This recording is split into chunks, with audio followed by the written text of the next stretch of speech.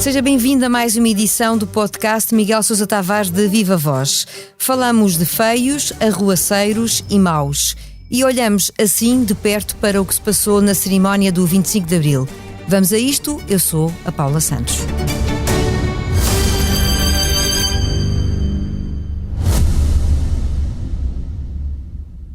O Expresso faz 50 anos. Celebre connosco e torne-se assinante em expresso.pt. Ora, viva Miguel! Viva Paula! Então por onde começamos? Se calhar por aquilo que define na sua crónica como a relação dos portugueses com o 25 de Abril, o que o leva a dizer que continuamos a viver numa democracia que ainda atravessa um processo de educação coletiva e individual. Quer explicar? Porque eu acho que a democracia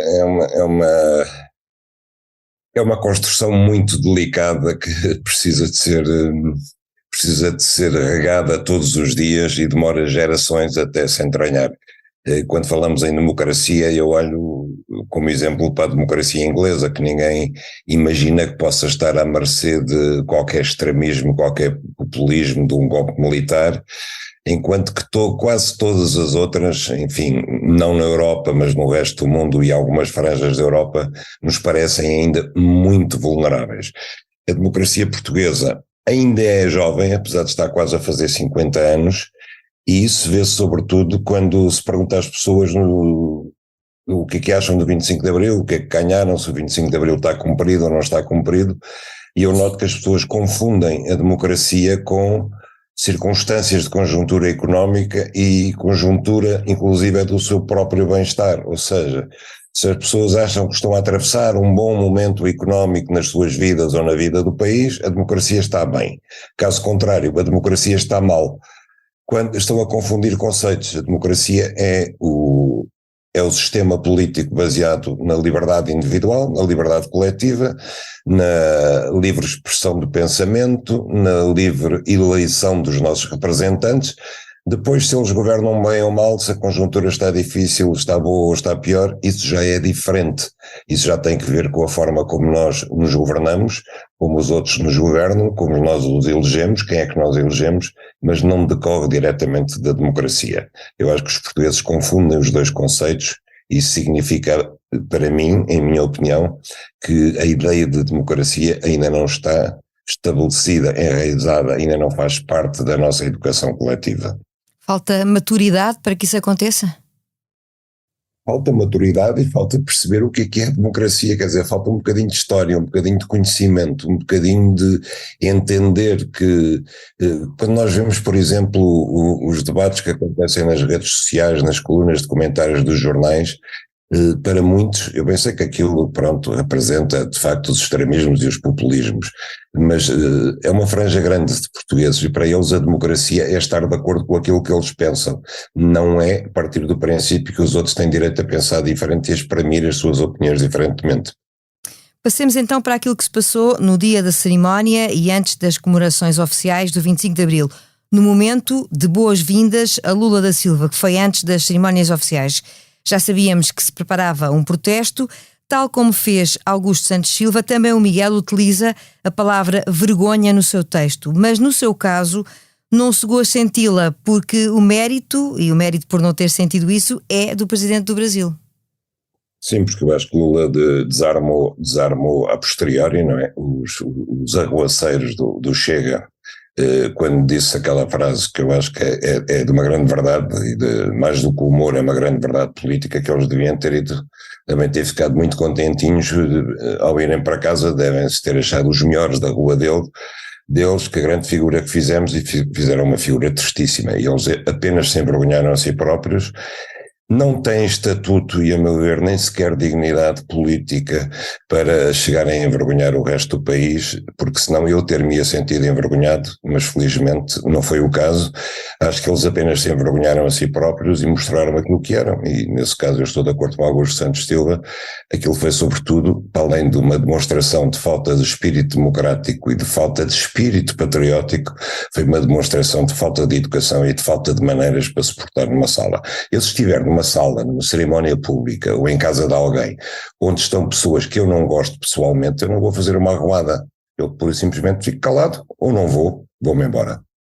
O Miguel, quando diz que não tem estatuto nem dignidade, está, por exemplo, a lembrar-se de uma comparação que faz no seu texto com o Vox, que é um partido da direita, como sabemos, espanhol, mas que tem uma outra estrutura de funcionamento. E o Miguel faz essa comparação até porque já esteve perto do Vox em ações de campanha e tem a experiência de ter entrevistado, inclusivamente, um dirigente regional, não é?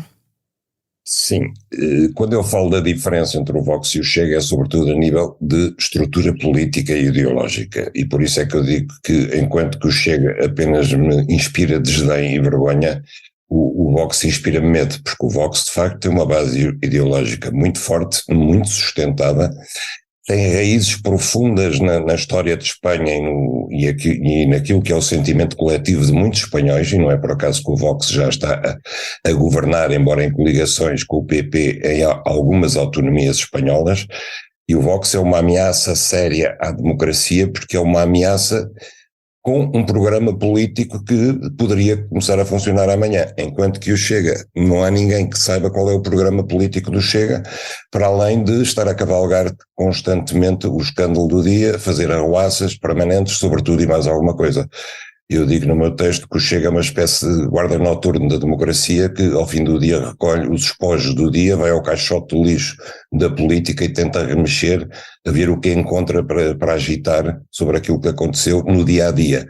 Agora, nem no médio nem no longo prazo eu vi jamais que o Chega tivesse um projeto político para o país, quer a nível económico, quer a nível social, quer a nível cultural, quer a nível ambiental, na agricultura, na saúde, na educação, onde quer que fosse. O Chega não tem substrato ideológico, tem apenas um grande orador e um grande demagogo, que é André Ventura.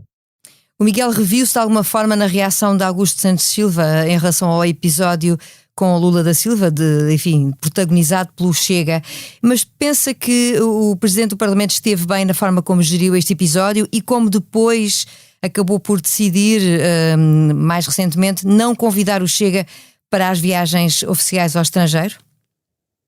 Bem, eu não conheço os poderes que ele tem nessa matéria. Agora, francamente, quer dizer, ele é Presidente da Assembleia da República, ele manda naquela casa. Se alguém não se sabe portar decentemente naquela casa, eu acho que ele tem o direito de não querer viajar com esses indivíduos, porque assim como fizeram uma arruaça agora no Brasil, podem fazer numa visita oficial noutro país qualquer estrangeiro, não é? E sabe, Paula, eu acho graça porque isto vai magoá-los, porque os deputados gostam muito destas viagens, gostam imenso. E nestas viagens eles costumam esquecer estes pruridos, entre aspas, patrióticos que agora quiseram demonstrar na Assembleia da República. Portanto, isto vai magoá-los mesmo. Eles vão se sentir postos à margem e eles não gostam nada disso. Eles gostam muito de ir nas viagens de Estado com o Presidente ou com o Presidente da Assembleia. E, portanto, eu estou de acordo. Acho bem que o Presidente da Assembleia os tenha posto de castigo. Aquilo que eu acho estranho foi depois aquele petit comitê entre o Primeiro-Ministro, o Presidente da Assembleia e o Presidente da República a comentarem o que se tinha passado ali na Assembleia. Isso eu realmente achei estranho. A conversa que era privada, mas que acabou por ser pública, não é? Exatamente, e agora vejo que Augusto Santos Silva mandou instaurar um inquérito para saber como é que aquilo aconteceu. E retirar a gravação que estava no site do Parlamento. E eu pergunto-me, mas até aqueles senhores não viram que estavam a ser filmados? E não sabem que hoje em dia, desde há muito tempo, as câmaras de filmar têm o som acoplado e ao mesmo tempo registram a imagem, também estão a registrar o som. Eles não deram por nada. Eu acho muito estranho, mas de facto parecia uma reunião de meninos bem comportados a falar dos meninos mal comportados. Aquilo também não me pareceu uma coisa com grande dignidade de Estado, digamos assim. Não ficam bem na imagem as principais figuras do Estado português, neste caso? Neste caso não ficaram, quer dizer, o après-show da Assembleia correu-nos mal. Não faltam argumentos para alimentar a crítica constante do Chega, já falámos do Chega aqui várias vezes, vamos mudar de rumo, mas eu queria pegar nesta ideia porque um desses argumentos que tem sido reiteradamente utilizado tem a ver com o processo em torno do José Sócrates, e este é apenas mais um argumento, lá está. Neste caso do processo do José Sócrates, depois daquilo que temos vindo a conhecer e que ameaça a realização do julgamento, para si, se isso acontecer, se as coisas ficarem por ir a julgamento, a responsabilidade é do Ministério Público. E tudo porque os megaprocessos complicam as coisas, não é verdade? A responsabilidade principal é do Ministério Público. Fazendo contas muito por alto, digamos que desde que José Sócrates foi preso até hoje, eu creio que passaram qualquer coisa como 8 anos quase. Desses 8 anos, nós podemos dizer que 1 ano de pendência deve-se à defesa. O prazo que a defesa teve para apresentar a sua contestação à acusação e os constantes recursos que a defesa de José Sócrates fez. Os outros 7 anos não são da responsabilidade de José Sócrates. Só a acusação demorou 5 anos a ser formulada. E depois o juiz de instrução, o novo juiz, que foi Ivo Rosa, precisou de 1 ano para digerir aqueles milhares de páginas do processo, dezenas de milhares de documentos anexos, de ouvir as testemunhas todas das duas partes e produzir uma decisão instrutória. Dessa decisão instrutória recorreu tanto o Ministério Público quanto José Sócrates. Mas mesmo que José Sócrates não tivesse recorrido, o Ministério Público teria sempre recorrido, pois que a decisão instrutória foi sobretudo desfavorável ao Ministério Público. E ainda está a decorrer esse recurso. Portanto, o grosso do prazo foi gasto pelo Ministério Público. E foi gasto porque, como eu escrevo no meu texto, o Ministério Público não resistiu à tentação de fazer o julgamento do regime. Meter tudo no mesmo saco. O BES, a PT, os negócios com a Venezuela, tudo. Andou a tirar o barro à parede, a ver onde é que conseguia agarrar José Sócrates e finalmente não resistiu a metê-lo com a PT, com o BES, com tudo junto. Se, em vez disso, o Ministério Público tem, desde o início do processo, primeiro, conduzido uma investigação sigilosa e não pública através dos jornais, e quando achasse que tinha, mais do que indícios, provas suficientes para avançar e chamar José Sócrates a interrogatório e acusá-lo ou passar a acusação, concentrava-se naquilo que achava que era fundamental e que tinha pernas para andar. Agora, como decidiu acusá-lo de tudo e mais alguma coisa, andou ali aos bonés, aos papéis durante vários anos, a perder-se em caminhos laterais até finalmente se concentrar no essencial, que era acusá-lo de ter sido comprado pelo grupo BES para favorecer o BES na PT. No fundo é esta a substância da acusação do Ministério Público, porque tudo o resto acabou por cair, não tinha pernas para andar. Mas até chegar aí perdeu imenso tempo. E esse imenso tempo transformou isto num mega processo onde de facto se gastaram energias, gastou-se papel, gastam-se testemunhas e desvia-se do essencial. Esse, para mim, foi o grande erro do Ministério Público. Passamos anos a ouvir dizer que é preciso evitar os mega processos, mas de facto ninguém teve mão aqui no Ministério Público. E vamos ver ainda qual é o desfecho deste caso. Para fecharmos o nosso tempo regulamentar, voltemos a falar da visita do Presidente do Brasil para, do ponto de vista diplomático, lembrar o que é que sobra desta passagem por Lisboa. Há razões por parte da diplomacia portuguesa, na sua opinião, para, de alguma maneira, invocar alguns ganhos da parte portuguesa na gestão do dossiê da guerra na Ucrânia? Paula, para usar uma palavra que tem andado na moda, eu acho que a democracia portuguesa pode invocar uma vitória da semântica. Porque aquilo que ficou no comunicado conjunto, segundo consta, o Brasil queria que se dissesse que era preciso trabalhar para uma paz na guerra da Ucrânia, e a diplomacia portuguesa conseguiu acrescentar uma paz justa. Ok, pronto, e consideraram isto uma grande vitória. Mas é uma vitória de pirro, digamos. Eu sei que os diplomatas vibram imenso com estas coisas e passam horas de volta de um texto, às vezes uma tarde e uma noite inteira até chegarem a acordo. Mas, de facto, o principal para mim é que, pela primeira vez, nós vimos um país europeu, um país da NATO, a reconhecer que era preciso trabalhar para a paz na Ucrânia, que era aquilo que Lula tinha dito na China, era aquilo que Lula tinha dito no Brasil e era aquilo que nós não queríamos que o Lula dissesse aqui.